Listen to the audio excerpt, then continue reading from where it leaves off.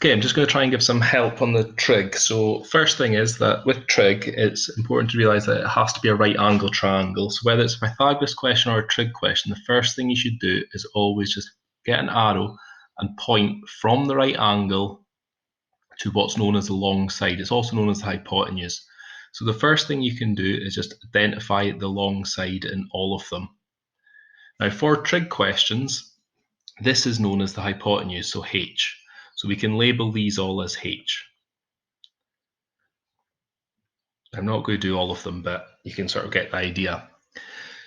Now with trigonometry, we then have to look at what angle we're given or the angle we're trying to find out. So if this is the angle, the one opposite that angle is known as the opposite side.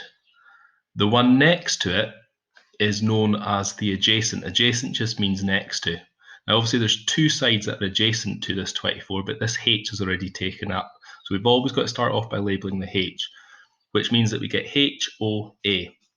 Now then there's a little word that you can remember, and that is saw, ka, toa. Now that's supposed to just try and get you to remember the formula. So the formula is sine of the angle is equal to the opposite over the hypotenuse, cos of the angle is adjacent over the hypotenuse, and tan of the angle is the opposite over the adjacent.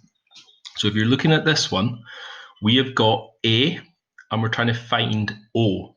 So A and O means it's going to be tan because it involves the O and the A. So for question 1, I'm running out of room where to write, I'll just write it here. We're going to write down tan 24 equals the opposite, which is x, over 4. Now, if the number's on the bottom, then you bring it up to the other side by multiplying by 4. So it becomes 4 times by tan 24. Now, the next thing you need to do is make sure your calculator is in degrees. So that's another bit where you could be going wrong.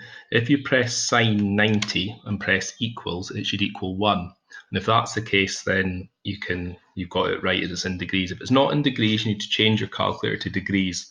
And that's normally sort of going into the menu and then changing it into degrees.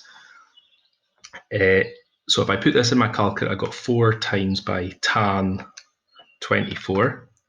Press equals and I get 1.78. So 1.78. Now if I then just check the answer, 1.78, 1.78 looks as though it's 1.8. So that means that number 1 is h. So that would there, see if I can write that in, number 1 becomes h. Okay, so if I go back to the other slide, if I just pick out another one to do, I'll just pick one that's a bit further down the page just so I've got a bit more room. This one here, point again from the right angle means that this is the hypotenuse. This time we're trying to work out the angle. Now the one opposite the angle is the opposite side. The one next to the angle is the adjacent. So this time we've got h and a. So you've got to look up here and see which one's got h and a. So h and a is cos. So in this one here, number 13, it's going to be cos of the angle. Now we don't know what the angle is, it's just theta. So cos theta equals adjacent, which is 9, over the hypotenuse, which is 15. Now to put this in your calculator, you've got to now press the shift button. So it's shift cos, and that will bring up on your calculator a display that kind of says cos to the minus 1. And it will have an open bracket, and then you can just put in 9 divided by 15.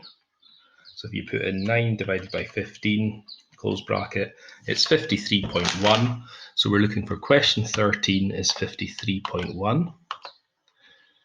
Question 13, 53.1. So that's F. So 13 is F. So that's going to end in an F. Okay. And hopefully that helps. If it's still not 100% sure, please just message me again and I'll just try and go through a bit more with you. Remember, there's also Hegarty Maths videos that you can look at.